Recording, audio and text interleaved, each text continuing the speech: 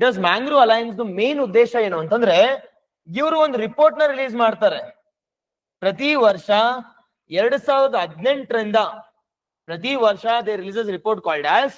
ಇದನ್ನ ಲಾಂಚ್ ಮಾಡಿರ್ತಕ್ಕಂತ ವರ್ಷ ಯಾವುದು? 2009 ವನ್ಯಜೀವಿ ಸಂರಕ್ಷಣೆ ಕಾಯ್ದೆ 1972 ಗೊತ್ತಿರಲಿ. ಇಲ್ಲಿ ಏನ್ ಮಾಡ್ತೀವಿ? ಕನ್ಸರ್ವೇಶನ್ ಪ್ರೊಟೆಕ್ಷನ್ ಆಫ್ ಯಾವ್ದ್ರ ಬಗ್ಗೆ? ಇಟ್ ಇಸ್ ಮಹಾತ್ಮ ಗಾಂಧಿ ಅಂತ ಕರಿತೀವಿ, ನರೇಗಾ ಅಂತ, ನರೇಗಾ ಯೋಜನೆ ಅಂತ ಕರಿತೀವಲ್ಲ, ಮಹಾತ್ಮ ಗಾಂಧಿ ನರೇಗಾ ಯೋಜನೆ, Mahatma Gandhi national rural employment guarantee act ಅಲ್ಲಿ. ಸರ್, ಈ ಒಂದು ಮ್ಯಾಂಗ್ರೋವ್ಗಳನ್ನ ಕನ್ಸರ್ವ್ ಮಾಡೋದಕ್ಕೋಸ್ಕರ ಏನೇನ್ ಮೆಜರ್ಸ್ ತಗೋಬೇಕು ಸರ್? ಏನೇನ್ ಮೆಜರ್ಸ್ ತಗೋಬೇಕು ಅಂತಂದ್ರೆ, ನಾವು ಮೆಜರ್ಸ್ ಅಂದಾಗ ಯಾವತ್ತು ನೆನ್ಪಿಟ್ಕೊಳ್ಳಿ ಎರಡು ಪರ್ಸ್ಪೆಕ್ಟಿವ್ ಇಂದ ನೆನ್ಪಿಟ್ಕೋಬೇಕು. ಇಲ್ಲಿ ನಾವು ಒಂದು ಎವಲ್ಯೂಷನ್ ನೋಡೋಣ. ಮೆಜರ್ಸ್ ಅಂದ್ರೆ ಏನಂದ್ರೆ, ಫಸ್ಟ್ ವರ್ಲ್ಡ್ ಲೆವೆಲ್ ಅಲ್ಲಿ ಏನಾದ್ರೂ ಇನಿಷಿಯೇಟಿವ್ ತಗೊಂಡಿದಾರಾ to conserve this mangroves? World level ಅಲ್ಲಿ ಏನಾದ್ರೂ ಇನಿಷಿಯೇಟಿವ್ ತಗೊಂಡಿದಾರಾ? ಅದೇ ರೀತಿ ನಮ್ ಇಂಡಿಯಾ ಲೆವೆಲ್ ಅಲ್ಲಿ ಏನಾದ್ರೂ ಇನಿಷಿಯೇಟಿವ್ ತಗೊಂಡಿದಾರಾ ಅಂತ. ನನ್ ಬೇಬೇನೆ ಹೇಳಿ ಈಗ, ಬೇಬೇನೆ.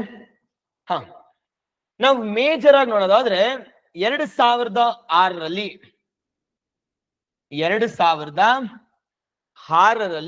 ಇನಿಷಿಯೇಟಿವ್ ಬರುತ್ತೆ. ಯಾವ್ದಪ್ಪ ಅಂತಂದ್ರೆ ಮ್ಯಾಂಗ್ರೋವ್ ಫ್ಯೂಚರ್ ಇನಿಷಿಯೇಟಿವ್ ಅಂತ. ಮ್ಯಾಂಗ್ರೋವ್ ಫ್ಯೂಚರ್ ಇನಿಷಿಯೇಟಿವ್ ಅಥವಾ ಮ್ಯಾಂಗ್ರೋವ್ ಫಾರ್ ಫ್ಯೂಚರ್ ಅಂತ ಕೂಡ ಕರಿತೀವಿ. ಮ್ಯಾಂಗ್ರೋವ್ ಫಾರ್ ಫ್ಯೂಚರ್ ನೆನ್ಪಿಟ್ಕೊಳ್ಳಿ, ಮ್ಯಾಂಗ್ರೋವ್ ಫಾರ್ ಫ್ಯೂಚರ್ ಅಂತ, ಮ್ಯಾಂಗ್ರೋವ್ ಫ್ಯೂಚರ್ ಇನಿಷಿಯೇಟಿವ್ ಅಂತ ಕೂಡ ಕರಿತೀವಿ. ಓಕೆನಾ? ಇದು 2006ರಲ್ಲಿ. 2008ರಲ್ಲಿ ಏನಾಗತ್ತೆ ಅಂದ್ರೆ, 2008ರಲ್ಲಿ ಇಟ್ ಇಸ್ BOBLME ಅಂತ ಇನಿಷಿಯೇಟಿವ್ ಬರುತ್ತೆ. BOB ಅಂದ್ರೆ ಬೇ of Bengal large marine ecosystem conservation ಅಂತ. BOBLME ಅಂತ, BOBLME. ಅಂಡ್ ಮೂರನೇದು ನೋಡೋದಾದ್ರೆ, ಇದು 2008-9ರಲ್ಲಿ. ಅಂಡ್ 2018ರಲ್ಲಿ ಏನಾಗತ್ತಪ್ಪ ಅಂತಂದ್ರೆ, 2018ರಲ್ಲಿ ನೋಡೋದಾದ್ರೆ ಮೇಜರ್ ಆಗಿ call it is global Mangrove Alliance ಅಂತ. ಎಲ್ಲ ನಾನು ಡಿಸ್ಕಸ್ ಮಾಡೋ ಒಂದೊಂದಾಗಿ. ಗ್ಲೋಬಲ್ ಮ್ಯಾಂಗ್ರೋವ್ ಅಲಯನ್ಸ್ ಅಂತ. ಈ ಗ್ಲೋಬಲ್ ಮ್ಯಾಂಗ್ರೋವ್ ಅಲಯನ್ಸ್ ಅವರು ಎವ್ರಿ ವರ್ಷ ರಿಪೋರ್ಟ್ ರಿಲೀಸ್ ಮಾಡ್ತಾರೆ 2018ರಿಂದ. ಅದನ್ನ we call it as state of mangrove report ಅಂತ. State of world mangrove report ಅಂತ ಕರಿತೀವಿ. ರೀಸೆಂಟ್ ಆಗಿ ರಿಲೀಸ್ ಆಗಿರ್ತಕ್ಕಂಥ ರಿಪೋರ್ಟ್ ಯಾವ್ದಪ್ಪ ಅಂತಂದ್ರೆ, ಲಾಸ್ಟ್ ಇಯರ್ ರಿಪೋರ್ಟ್ ಈ ವರ್ಷ ರಿಲೀಸ್ ಮಾಡಿದ್ದಾರೆ.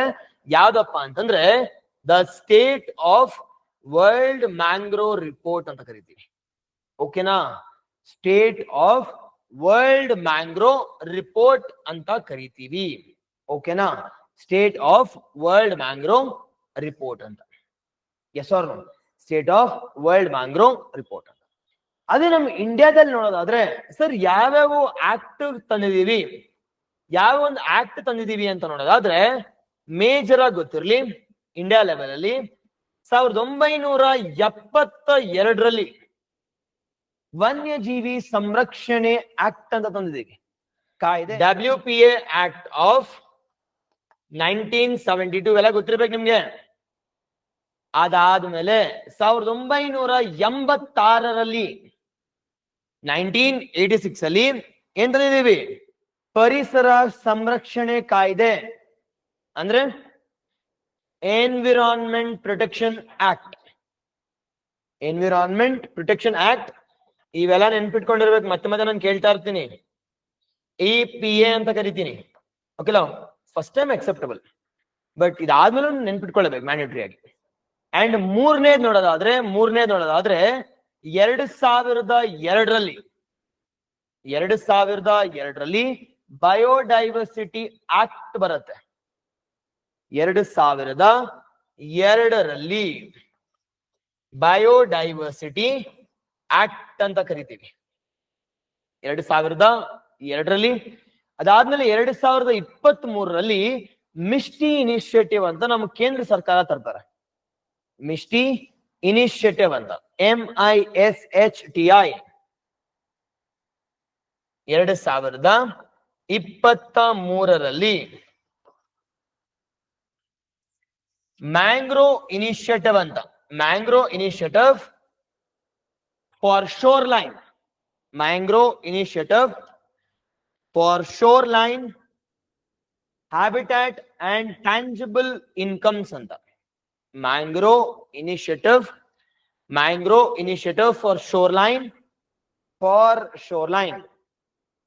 For ಶೋರ್ಲೈನ್ habitat and income generation ಅಂತ. ಅಂದ್ರೆ ಮ್ಯಾಂಗ್ರೋವ್ಸ್ ನ ಕನ್ಸರ್ವ್ ಮಾಡೋದ್ರಿಂದ ನಮ್ಗೆ ಇನ್ಕಮ್ ಜನರೇಟ್ ಆಗತ್ತೆ ಅಂತ. 2006 ಅಲ್ಲಿ ಯಾವ್ದಪ್ಪ ಇನಿಷಿಯೇಟಿವ್ ಇದು? ಮ್ಯಾಂಗ್ರೋವ್ಸ್ ಫಾರ್ ಫ್ಯೂಚರ್ ಇನಿಷಿಯೇಟಿವ್ ಅಂತ ಕರಿತೀವಿ. ನೋಡಿ ಇಲ್ಲೇ ಇದೆ, ಮ್ಯಾಂಗ್ರೋವ್ಸ್ ನಮ್ಮ ಒಂದು ಫ್ಯೂಚರ್ಗೆ ಕನ್ಸರ್ವ್ ಮಾಡಬೇಕು ಅಂತ. ಏನಕ್ಕಪ್ಪ ಫ್ಯೂಚರ್ಗೆ ಕನ್ಸರ್ವ್ ಮಾಡಬೇಕು? Why we need to conserve this mangroves for the future? Because it is ನೋಡಿದ್ವಲ್ಲ ಈಗ ಪಾಸಿಟಿವ್ಸ್ ಎಲ್ಲ, it is all the positives. ಅದಕ್ಕೋಸ್ಕರ we need to conserve it. ನಾವು ಮೊದಲನೇದಾಗಿ ನೋಡೋದಾದ್ರೆ ಇದನ್ನ ಲಾಂಚ್ ಮಾಡಿರ್ತಕ್ಕಂತ ವರ್ಷ ಯಾವುದು? ನೋಡಿ ಇವೆಲ್ಲ ಬ್ಲೂ ಪ್ರಿಂಟ್ ಬರ್ಸ್ತಾ ಇದೀನಿ. ಯಾವುದೇ ಒಂದು ಸಂಸ್ಥೆ ಅಥವಾ ಇನಿಷಿಯೇಟಿವ್ ಬಂದ್ರೆ ಇಷ್ಟನ್ನೇ ಫಾಲೋ ಮಾಡ್ಬೇಕು ಅಷ್ಟೇ, ನೀವು ಇನ್ನೇನು ಹುಡ್ಕಂಗಿಲ್ಲ. ನಾವು ಲಾಂಚ್ ಮಾಡಿರ್ತಕ್ಕಂತ ವರ್ಷ ಯಾವ್ದಪ್ಪ ಇಲ್ಲಿ? 2006. ಇದನ್ನ ಲಾಂಚ್ ಮಾಡಿರ್ತಕ್ಕಂಥವ್ರು ಯಾರು?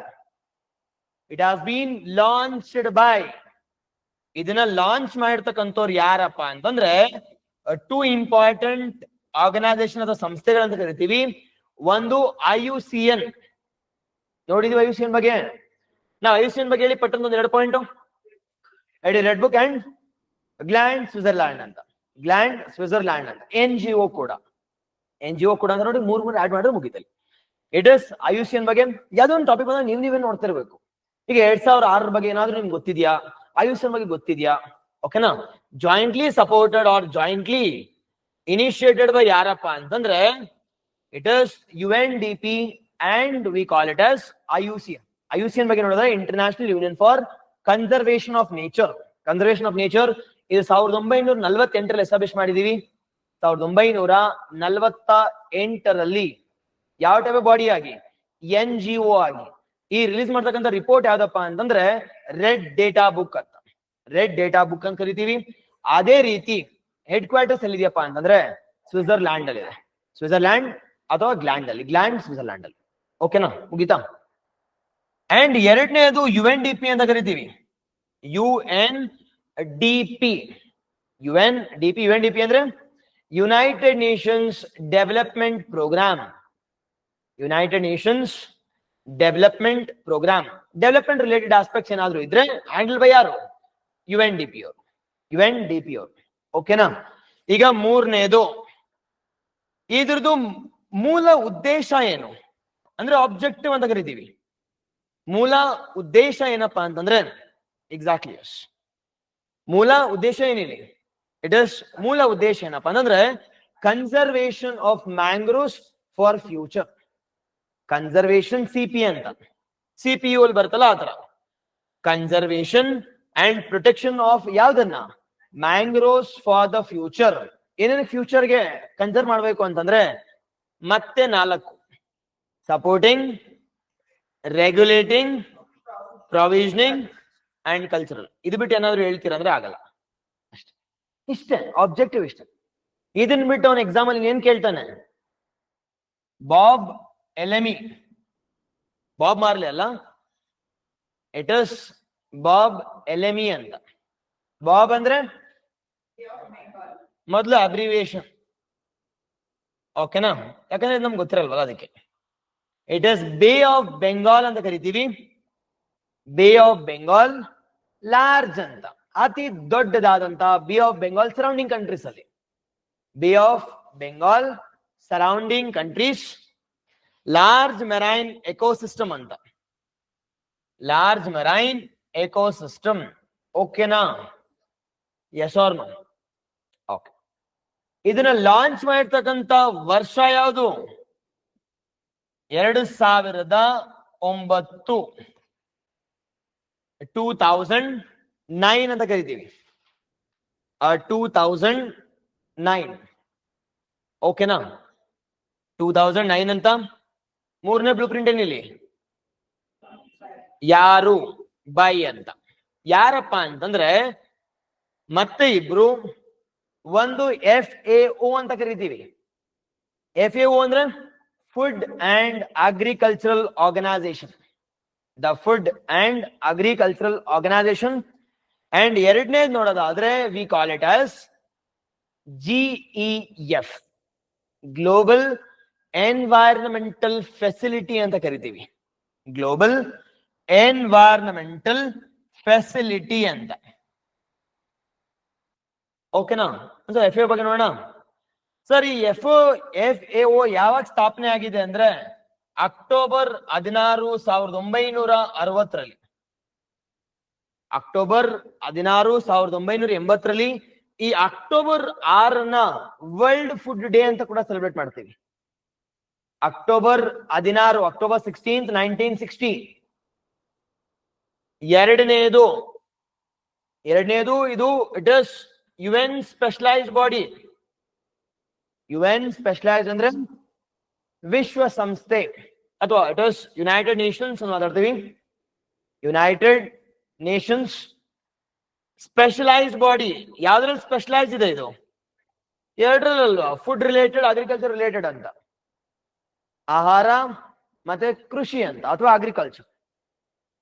ಮೇಜರ್ ಆಗಿ ಅದು ಆಬ್ಜೆಕ್ಟಿವ್ ಅಷ್ಟೇ, ಅದನ್ನ ಮಗಪ್ ಮಾಡೋ ಅವಶ್ಯಕತೆ ಇಲ್ವೇ ಇಲ್ಲ ಅಲ್ಲಿ. ಅಂಡ್ ಮೂರನೇದು ಇದ್ರದ್ದು ಹೆಡ್ ಕ್ವಾರ್ಟರ್ಸ್ ಎಲ್ಲಿದೆ ಸರ್ ಅಂತಂದ್ರೆ ಇಟ್ ಇಸ್ ರೋಮ್ ಅಲ್ಲಿದೆ. ಎಲ್ಲಿದೆಪ್ಪ? ರೋಮು ಇಟಲಿ. ರೋಮ್ ಇಟಲಿಯಲ್ಲಿದೆ. ಗೊತ್ತಿರ್ಬೇಕು, ರೀಸೆಂಟ್ ಆಗಿ ಪೋಪ್ ತಿರ್ಕೊಂಡ್ರಲ್ಲ, ನಮ್ ಪ್ರೆಸಿಡೆಂಟ್ ಕೂಡ ವಿಸಿಟ್ ಮಾಡಿದ್ರು. ಏನಕ್ಕೆ? ಆಕ್ಚುಲಿ ನಮ್ ಪ್ರೆಸಿಡೆಂಟ್ ಇಸ್ ಅ ಕ್ರಿಶ್ಚಿಯನ್. ಗೊತ್ತಿದ್ಯಾ? ಕನ್ವರ್ಟೆಡ್ ಕ್ರಿಶ್ಚಿಯನ್ ಅವರು. ಗೊತ್ತಿಲ್ಲ? ಓಕೆ. ಶೆಡ್ಯೂಲ್ ಟ್ರೈಬ್, ST ಕೂಡ ಹೌದು. ಕನ್ವರ್ಟೆಡ್ ಟ್ರೈಬಲ್ಸ್ ಅಥವಾ ಕನ್ವರ್ಟೆಡ್ ಕ್ರಿಶ್ಚಿಯನ್ಸ್ ಅಂತ ಕರಿತೀವಿ. ಅದಕ್ಕೋಸ್ಕರ ವಿಸಿಟ್ ಮಾಡ್ಕೊಂಡು ಬಂದ್ರು. ಅಂಡ್ ಎರಡನೇದು GEF ಅಂತ ಕರಿತೀವಿ, ಗ್ಲೋಬಲ್ ಎನ್ವೈರನ್ಮೆಂಟಲ್ ಫೆಸಿಲಿಟಿ ಅಂತ. ಇದು ಮತ್ತೊಂದು ಡಿಸ್ಕಸ್ ಮಾಡ್ತೀನಿ, ಬಟ್ ಸ್ವಲ್ಪ ಇಂಟ್ರೊಡ್ಯೂಸ್ ಮಾಡ್ತಾ ಇದ್ದೀನಿ ಅಷ್ಟೇ. GF ಅಂದ್ರೆ ಗ್ಲೋಬಲ್ ಎನ್ವೈರನ್ಮೆಂಟಲ್ ಫೆಸಿಲಿಟಿ ಅಂತ. ಗ್ಲೋಬಲ್ ಎನ್ವೈರನ್ಮೆಂಟಲ್ ಫೆಸಿಲಿಟಿ ಇದನ್ನ ಯಾವಾಗ ಸ್ಥಾಪನೆ ಮಾಡಿದೀವಿ ಸರ್ ಅಂದ್ರೆ 2010. ಇದ್ರದ್ದು ಹೆಡ್ ಕ್ವಾರ್ಟರ್ಸ್ ಎಲ್ಲಿದೆಯಪ್ಪ ಅಂತಂದ್ರೆ ಇಟ್ ಇಸ್ ಇಂಚಿಯಾನ್ ಅಲ್ಲಿದೆ.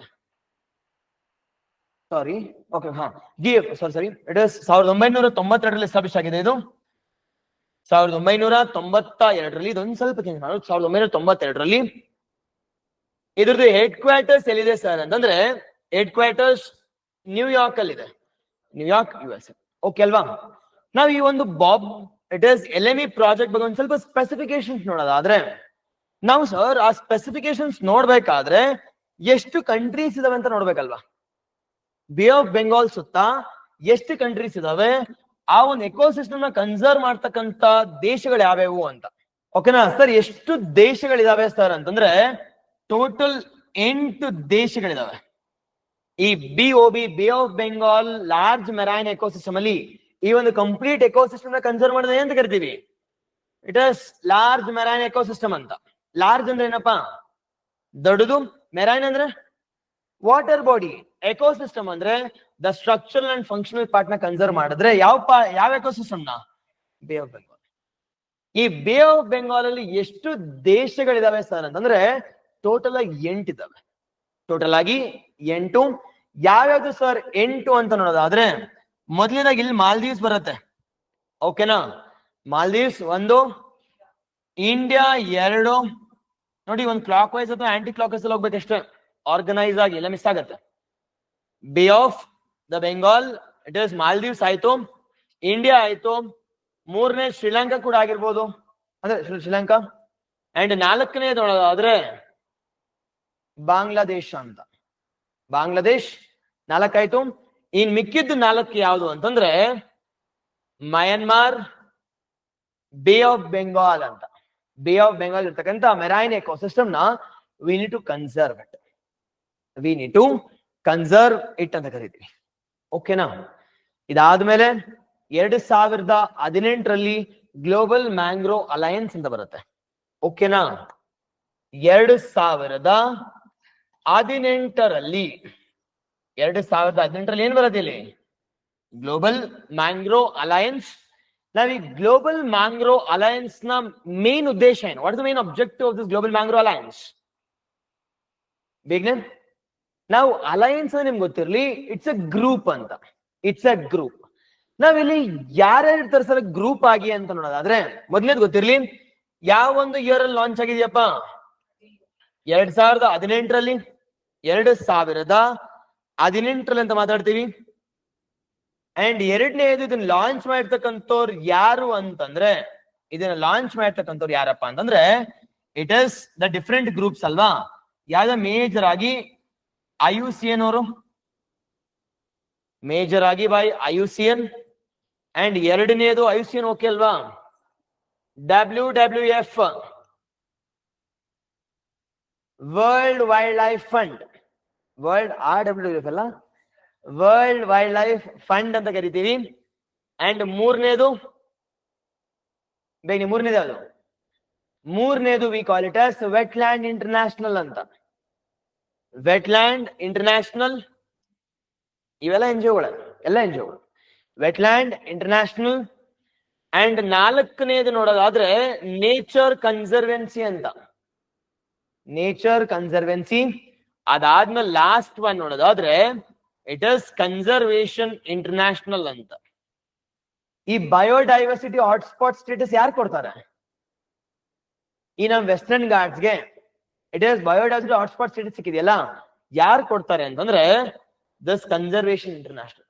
ಎಲ್ಲ NGOಗಳೇ. ಈ ಕನ್ಸರ್ವೇಷನ್ ಇಂಟರ್ನ್ಯಾಷನಲ್ ಕೂಡ NGO. ಇದು ಎಲ್ಲಿದೆ ಸರ್ ಅಂದ್ರೆ USA ಇದೆ. ಇವ್ರದ್ದು ಮೇನ್ ಉದ್ದೇಶ ಏನು ಅಂತಂದ್ರೆ, they provide a status called as the world hotspot status ಅಂತ. ಹಾಟ್ ಸ್ಪಾಟ್ ಅಂತ, ಬಯೋಡೈವರ್ಸಿಟಿ ಹಾಟ್ಸ್ಪಾಟ್ ಅಂತ ಕರಿತೀವಿ. ನಾವ್ ಎಷ್ಟು ಬಯೋಡೈವರ್ಸಿಟಿ ಹಾಟ್ಸ್ಪಾಟ್ಸ್ ಇದೆ ನಮ್ಮ ಇಂಡಿಯಾದಲ್ಲಿ? ಎಷ್ಟಿದಾವಪ್ಪ ಅಂತಂದ್ರೆ ಟೋಟಲ್ 4 ಅಂತ. ಟೋಟಲ್ 4 ಇದಾವೆ. ಅದರಲ್ಲಿ ವೆಸ್ಟರ್ನ್ ಘಾಟ್ಸ್ ಕೂಡ ಒಂದು. ಅಲ್ಲಿ ವೆಸ್ಟರ್ನ್ ಘಾಟ್ಸ್ ಕೂಡ ಒಂದು. ಯಾರು ಕೊಡ್ತಾರೆ ಅಂತ ಕೇಳಿದ್ರೆ ಈ ಕನ್ಸರ್ವೇಷನ್ ಇಂಟರ್ನ್ಯಾಷನಲ್. ಓಕೆ ಅಲ್ವಾ ಸರ್? ಈ global it is mangrove alliance main ಉದ್ದೇಶ ಏನು ಅಂತಂದ್ರೆ, ಇವರು ಒಂದು ರಿಪೋರ್ಟ್ ನ ರಿಲೀಸ್ ಮಾಡ್ತಾರೆ ಪ್ರತಿ ವರ್ಷ. 2018ರಿಂದ ಪ್ರತಿ ವರ್ಷ they releases report called as the state of world's mangrove report ಅಂತ. State of world's mangrove report ಅಂತ ರಿಲೀಸ್ ಮಾಡ್ತಾರೆ. State of world mangroves report. ಈ ರಿಪೋರ್ಟ್ ಏನಿರುತ್ತೆ? ಕಂಪ್ಲೀಟ್ ಕಾನ್ಸೆಪ್ಟ್ ರಿಲೇಟೆಡ್ ಟು ಏನಕ್ಕೆ? Complete concept related to mangroves. ಅದರಲ್ಲಿ ಇಂಡಿಯಾದ ಬಗ್ಗೆ ಕೂಡ ಮಾತಾಡಿದ್ದಾರೆ. ಅತಿ ಹೆಚ್ಚು ಮ್ಯಾಂಗ್ರೋ ಇರ್ತಕ್ಕಂತ ಸ್ಟೇಟ್ ಯಾವ್ದಪ್ಪ ಅಂತಂದ್ರೆ ಸುಂದರ್ಬನ್ಸ್. ನಾನು ಹೇಳಿದ್ನಲ್ವಾ ಡೇಟಾ ಎಲ್ಲ, ಅದೆಲ್ಲ ಎಲ್ಲಿದೆ ಅಂತಂದ್ರೆ ಈ ವರ್ಲ್ಡ್ ಮ್ಯಾಂಗ್ರೋ ರಿಪೋರ್ಟ್ ಅಲ್ಲಿ ಇದೆ. State of world mangrove report ಅಲ್ಲಿ ಅವರು ಪಾಸಿಟಿವ್ಸ್ ಕೂಡ ಹೇಳಿದ್ದಾರೆ, ಅದೇ ರೀತಿ ನೆಗೆಟಿವ್ಸ್. ಅಕ್ವಾಕಲ್ಚರ್ ಇಂದ, ಶ್ರಿಂಪ್ ಕಲ್ಟಿವೇಶನ್ ಇಂದ, ಡಿಫಾರೆಸ್ಟೇಷನ್ ಮೂಲಕ ಎಲ್ಲಿ ಮೆನ್ಷನ್ ಆಗಿದೆ ಈ ಒಂದು ರಿಪೋರ್ಟ್. ಅದನ್ನ state of world mangrove report 2024 ಅಂತ ಕರಿತೀವಿ. 2024 ಅಂತ ಕರಿತೀವಿ. State of world mangrove report ಅಂತ. ಓಕೆನಾ? ಎಸ್, ಇಲ್ಲಿಗೆ ಏನ್ ಎಂಡ್ ಆಯ್ತು? It is world related initiatives end ಆಯ್ತು. ವರ್ಲ್ಡ್ ರಿಲೇಟೆಡ್ ಇನಿಷಿಯೇಟಿವ್ಸ್ ಎಂಡ್ ಆಯ್ತು. ಓಕೆ ಅಲ್ವಾ? ನಾವು ಇಂಡಿಯಾ ರಿಲೇಟೆಡ್ ಇನಿಷಿಯೇಟಿವ್ಸ್ ನೋಡೋದಾದ್ರೆ ಗೊತ್ತಿರಬೇಕಿಲ್ಲಿ. ಹಾಳು ಏನ್ ಬರ್ಸ ಹೇಳಿದ್ನಲ್ಲ, state of world mangrove report 2024. State of world mangrove report 2024 ಅಂತ. ಓಕೆನಾ? ನಾವು ಇಂಡಿಯಾದಲ್ಲಿ ನೋಡೋದಾದ್ರೆ ನಿಮ್ಗೆ ಗೊತ್ತಿರಬೇಕಿಲ್ಲಿ ಮೇಜರ್ ಆಗಿ ಇವೆಲ್ಲ ಇವಾಗ ಡಿಸ್ಕಸ್ ಮಾಡಲ್ಲ. ವನ್ಯಜೀವಿ ಸಂರಕ್ಷಣೆ ಕಾಯ್ದೆ 1972 ಗೊತ್ತಿರಲಿ. ಇಲ್ಲಿ ಏನ್ ಮಾಡ್ತೀವಿ? ಕನ್ಸರ್ವೇಷನ್ ಪ್ರೊಟೆಕ್ಷನ್ ಆಫ್ ಯಾವ್ದ್ರ ಬಗ್ಗೆ? Wild life. Conservation protection of wild life. ಯಾವ ಒಂದು ಗವರ್ಮೆಂಟ್ ಟೈಮ್ ಅಲ್ಲಿ ಈ ಒಂದು ಕಾಯ್ದೆ ತರ್ತಾರೆ? ಕಾಂಗ್ರೆಸ್ ಇವತ್ತು. ಇಟ್ ಇಸ್ ವನ್ಯಜೀವಿ ಸಂರಕ್ಷಣೆ ಕಾಯ್ದೆ 1972. ಅದಾದ್ಮೇಲೆ ಪರಿಸರ ಸಂರಕ್ಷಣೆ ಕಾಯ್ದೆ 1986. ಇದನ್ನ ನೆಕ್ಸ್ಟ್ ಚಾಪ್ಟರ್ ಡಿಸ್ಕಸ್ ಮಾಡ್ತೀನಿ. ಯಾವ್ದಪ್ಪ ಅಂದ್ರೆ ಬಯೋಡೈವರ್ಸಿಟಿ ಚಾಪ್ಟರ್ ಅಲ್ಲಿ WPA ಬಗ್ಗೆ ರೀಸೆಂಟ್ ಅಮೆಂಡ್ಮೆಂಟ್ಸ್ ಎಲ್ಲ ಎಂಡ್ ಟು ಎಂಡ್ WPA ಬಗ್ಗೆ ಒಂದು ಕ್ವಶನ್ ಫಿಕ್ಸ್. ಅಂಡ್ ಎರಡನೇದು EPN ಡಿಸ್ಕಸ್ ಮೇಜರ್ ಆಗಿ ಎಲ್ಲಿ ಡಿಸ್ಕಸ್ ಮಾಡ್ತೀವಿ ಅಂತಂದ್ರೆ ಇಟ್ ಇಸ್ ಬಯೋಡೈವರ್ಸಿಟಿ ಡಿಸ್ಕಸ್ ಮಾಡೋಣ ಅಥವಾ ಮಾಲಿನ್ಯದಲ್ಲಿ ಅಂದ್ರೆ ಪೊಲ್ಯೂಷನ್ ಡಿಸ್ಕಸ್ ಮಾಡೋಣ. ಪೊಲ್ಯೂಷನ್ ಅಲ್ಲಿ ಓಕೆ ಅಲ್ವಾ. ಅದಾದ್ಮೇಲೆ ಬಯೋಡೈವರ್ಸಿಟಿ ಕಾಯ್ದೆ ಕೂಡ 2002 ಒಂದ್ ಸ್ವಲ್ಪ ಗೊತ್ತಿರ್ಲಿ ಅಂತ ಇಂಟ್ರೊಡ್ಯೂಸ್ ಮಾಡಿದೆ. ಬಟ್ ಮೇಜರ್ ಆಗಿ ನಮಗೆ ಮ್ಯಾಂಗ್ರೂವ್ಸ್ಗೆ ಇಂಪಾರ್ಟೆಂಟ್ ಯಾವ್ದಪ್ಪ ಅಂತಂದ್ರೆ ಮಿಷ್ಟಿ ಇನಿಷಿಯೇಟಿವ್ ಅಂತ. ಮೇಜರ್ ಆಗಿ ಸ್ಪೆಸಿಫಿಕ್ ಇವಾಗ ಜನರಲ್ ಅಷ್ಟೇ ಎಲ್ಲಾ ಪರಿಸರಕ್ಕೂ ಸಂರಕ್ಷಣೆಗೆ ಸ್ಪೆಸಿಫಿಕ್ ಆಗಿ ಮ್ಯಾಂಗ್ರೋವ್ಗೆ ಕನ್ಸರ್ವ್ ಮಾಡ್ತಕ್ಕಂಥದ್ದು ಯಾವುವು ಅಂತಂದ್ರೆ ಮೇಜರ್ ಆಗಿ ಅವನ್ ಏನಂತ ಕರಿತೀವಿ, ಮಿಷ್ಟಿ ಅಂತ ಕರಿತೀವಿ. ಓಕೆನಾ, ಮಿಷ್ಟಿ ಅಂತ, ಮಿಷ್ಟಿ ಇನಿಷಿಯೇಟಿವ್ ಅಂತ ಕರಿತೀವಿ. ಮಿಷ್ಟಿ ಇನಿಷಿಯೇಟಿವ್. ಈ ಮಿಷ್ಟಿನ ಅಬ್ರಿವೇಶನ್ ಬರೆಯೋಣ. ಮಿಷ್ಟಿದು ಅಬ್ರಿವೇಶನ್ ಏನಪ್ಪಾ ಅಂತಂದ್ರೆ ಮಿಷ್ಟಿದು ಇನಿಷಿಯೇಟಿವ್ ಏನಪ್ಪಾ ಅಂತಂದ್ರೆ mangrove initiative for shoreline. Mangrove initiative for the shoreline habitat and tangible income. ನಿಮಗೆ ಗೊತ್ತಿದ್ರೆ ಇದನ್ನ ಬಿಡಿಸಿದ್ರೆ ಎಲ್ಲ ಅಲ್ಲೇ ಇದೆ ನೋಡಿ. ಇಲ್ಲಿ ಏನನ್ನ ಕನ್ಸರ್ವ್ ಮಾಡ್ಬೇಕು, ಇಲ್ಲಿ ಮ್ಯಾಂಗ್ರೂವ್ಗಳನ್ನ ಕನ್ಸರ್ವ್ ಮಾಡ್ಬೇಕು. ಎಲ್ಲಿ ಮ್ಯಾಂಗ್ರೂವ್ಗಳನ್ನ ಕನ್ಸರ್ವ್ ಮಾಡ್ಬೇಕು ಅಂದ್ರೆ ಶೋರ್ ಲೈನ್ ಅಲ್ಲಿ, ಅಂದ್ರೆ ಕೋಸ್ಟ್ ಅಲ್ಲಿ. ಈ ಕೋಸ್ಟ್ ಅಲ್ಲಿ ಏನ ಕನ್ಸರ್ವ್ ಮಾಡಿ ಅಂದ್ರೆ ಹ್ಯಾಬಿಟಾಟ್ ಕನ್ಸರ್ವ್ ಮಾಡಿ. ಈ ಹ್ಯಾಬಿಟಾಟ್ ನ ಕನ್ಸರ್ವ್ ಮಾಡಿದ್ರೆ ನಮ್ಗೇನು ಉಪಯೋಗ, ಇನ್ಕಮ್ ಜನರೇಟ್ ಆಗತ್ತೆ. ಯಾರಿಗಪ್ಪ ಇನ್ಕಮ್ ಜನರೇಟ್ ಆಗತ್ತೆ ಅಂತಂದ್ರೆ ಮೀನುಗಾರರಿಗೆ.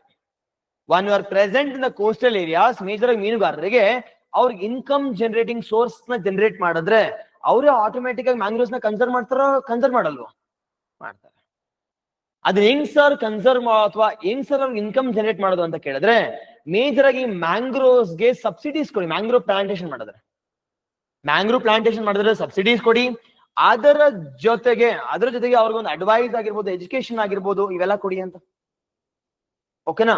ಈ ಒಂದು ಇನಿಷಿಯೇಟಿವ್ ನ ಯಾವಾಗ ಸರ್ ಲಾಂಚ್ ಮಾಡಿದೀವಿ ಅಂತ ಕೇಳಿದ್ರೆ ಇಟ್ ಹ್ಯಾಸ್ ಬೀನ್ ಲಾಂಚ್ ಯಾವಾಗ ಅಂದ್ರೆ ಬಜೆಟ್, ಯೂನಿಯನ್ ಬಜೆಟ್, ಕೇಂದ್ರ ಬಜೆಟ್ 2023 ಲಾಂಚ್ ಮಾಡಿದೀವಿ. ಇದನ್ನ ಲಾಂಚ್ ಮಾಡಿರ್ತಕ್ಕಂತ ಇಸ್ವಿ ಯಾವ್ದಪ್ಪ ಅಂತಂದ್ರೆ ಅಥವಾ ಇಯರ್ ಯಾವ್ದು ಅಂತಂದ್ರೆ ಮೇಜರ್ ಆಗಿ ವಿ ಕಾಲ್ ಇಟ್ ಆಸ್ 2023 ಕೇಂದ್ರ ಬಜೆಟ್ ಅಂತ ಕರಿತೀವಿ ಅಥವಾ ಯೂನಿಯನ್ ಬಜೆಟ್ ಅಂತ. ಓಕೆನಾ. ಇದನ್ನ ಲಾಂಚ್ ಮಾಡಿರ್ತಕ್ಕಂಥ ಮಿನಿಸ್ಟ್ರಿ ಯಾವುದು, ಮಿನಿಸ್ಟ್ರಿ ಆಫ್ ಅಥವಾ ಪರಿಸರ ಮಂತ್ರಾಲಯ, ministry of environment, forest and climate change. Ministry of environment, forest and climate change ಅಂತ. ಓಕೆನಾ. Ministry of environment, forest and climate the change. ನಾವು ಸರ್ ಇದನ್ನ ಕನ್ಸರ್ವ್ ಮಾಡೋ ಸಬ್ಸಿಡಿ ಎಲ್ಲ ಓಕೆ, ದುಡ್ಡು ಯಾರಪ್ಪ ಕೊಡ್ತಾರೆ? ದುಡ್ಡು ಎಲ್ಲಿಂದ ಬರುತ್ತೆ ಅಂತಂದ್ರೆ ಎರಡು ಸೋರ್ಸಸ್ ನ ಬರುತ್ತೆ. It is funding will come from the two sources. 2 sources ಇಂದ ಬರುತ್ತೆ. ಒಂದು ಸೋರ್ಸಸ್ ನೋಡೋದಾದ್ರೆ MG ನರೇಗಾ ಅಡಿಯಲ್ಲಿ. ಕೇಳಿದ್ರಿ MG ನರೇಗಾ ಅಡಿಯಲ್ಲಿ? MG ನರೇಗಾ ಕೇಳಿಲ್ವಾ? ಯಾರು ಕೇಳಿಲ್ವಾ? ಅದಕ್ಕೆ ಒಂದ್ ಸ್ವಲ್ಪ ಫೋನ್ ಕೆಳಗಡೆ ಇಟ್ಬಿಟ್ಟು ಒಂದ್ ಸ್ವಲ್ಪ ನೋಡ್ತಿರ್ಬೇಕು ಏನೇನಿದೆ ಅಂತ ಜಗತ್ತಲ್ಲಿ. ಕೇಳಿದಿರಾ? It is Mahatma Gandhi national rural employment guarantee act ಅಲ್ವಾ? It is 100 days of employment ಕೊಡ್ತಾರೆ. ಕೇಳಿದ್ರೆ ಹೋಗ್ಲಿ, ಅಟ್ಲೀಸ್ಟ್ ಕೇಳಿದಿರಲ್ವಾ? ಅಬ್ರಿವೇಷನ್ ಗೊತ್ತಾಗಿ ಓಕೆ, ಅಟ್ಲೀಸ್ಟ್ ಕೇಳಿದ್ರೆ ಸಾಕು. ನಾನು ಕೇಳಿಲ್ವ ಅನ್ಕೋಬಿಟ್ಟೆ ನಾನು ಆಮೇಲೆ. ಇಟ್ ಇಸ್ ಮಹಾತ್ಮ ಗಾಂಧಿ ಅಂತ ಕರಿತೀವಿ. ನರೇಗಾ ಅಂತ, ನರೇಗಾ ಯೋಜನೆ ಅಂತ ಕರಿತೀವಲ್ಲ, ಮಹಾತ್ಮ ಗಾಂಧಿ ನರೇಗಾ ಯೋಜನೆ, Mahatma Gandhi national rural employment guarantee act ಅಲ್ಲಿ, ಈ ಒಂದು ಗ್ಯಾರಂಟಿ ಆಕ್ಟ್ ಅಲ್ಲಿ 100 days ಆಫ್ ಎಂಪ್ಲಾಯ್ಮೆಂಟ್ ಕೊಡ್ತಾರೆ. 100 days ಆಫ್ ಎಂಪ್ಲಾಯ್ಮೆಂಟ್. ಈ ಒಂದು 100 days ಆಫ್ ಎಂಪ್ಲಾಯ್ಮೆಂಟ್ ಇದೆಯಲ್ಲ, ಎಲ್ಲಿ ಯೂಸ್ ಮಾಡ್ಕೋತೀರಾ ಇವ್ರನ್ನ ಅಂತ ಕೇಳಿದ್ರೆ majorly with respect to conservation and protection of mangroves. Conservation ನೆನ್ಪಿಟ್ಕೊಳ್ಳಿ. 100 days 100 ದಿನಗಳ ಕಾಲಕ್ಕೆ ಇಟ್ ಇಸ್ ಇವ್ರಿಗೆ ಎಂಪ್ಲಾಯ್ಮೆಂಟ್ ಕೊಡ್ತೀವಿ. ಎಲ್ಲಿ ಅಂತ ಕೇಳಿದ್ರೆ ಇಟ್ ಇಸ್ ಹಳ್ಳಿಗಳಲ್ಲಿ ಅಥವಾ ರೂರಲ್ ಏರಿಯಾಸ್ ಅಲ್ಲಿ 100 days. ಈ ಒಂದು ಎಂಪ್ಲಾಯ್ಮೆಂಟ್ ಎಲ್ಲಿ ಯೂಸ್ ಆಗುತ್ತೆ ಅಂತಂದ್ರೆ planting as well as conservation of mangroves in the coastal areas. Mangroves ಗೊತ್ತಿದೆಯಾ? ಇದ್ರ ಇನ್ಕಮ್ ಬರ್ತಿದ್ಯಾ? ಬರ್ತಿದೆ ಅಲ್ವಾ? ನಥಿಂಗ್ ಬಟ್ ನಾನ್ ಒಂದ್ ಕಡೆ ಸಂರಕ್ಷಣೆ ಕೂಡ ಮಾಡ್ತಾ ಇದ್ದೀನಿ, ಅಟ್ ದ ಸೇಮ್ ಟೈಮ್ ನನಗೆ ಜೀವನ ಆದಾಯಕ್ಕೋಸ್ಕರ ದುಡ್ಡು ಕೂಡ ಬರ್ತದೆ, ಅಂದ್ರೆ ಫೈನಾನ್ಷಿಯಲ್ ಪಾರ್ಟ್ ಕೂಡ ಬರ್ತದೆ. Money is also bean generated. And ಎರಡನೇ ಸೋರ್ಸ್ ಯಾವ್ದಪ್ಪ ಅಂತಂದ್ರೆ ಕ್ಯಾಂಪ ಅಂತ ಕರಿತೀವಿ. ಚಂಪಾ ಅಲ್ಲ, ಇದು ಕ್ಯಾಂಪ. ಓಕೆ ಅಲ್ವಾ? ಇದನ್ನ ಕ್ಯಾಂಪ ಅಂದ್ರೆ ಕಾಂಪೆನ್ಸೇಟರಿ ಅಫಾರೆಸ್ಟೇಷನ್.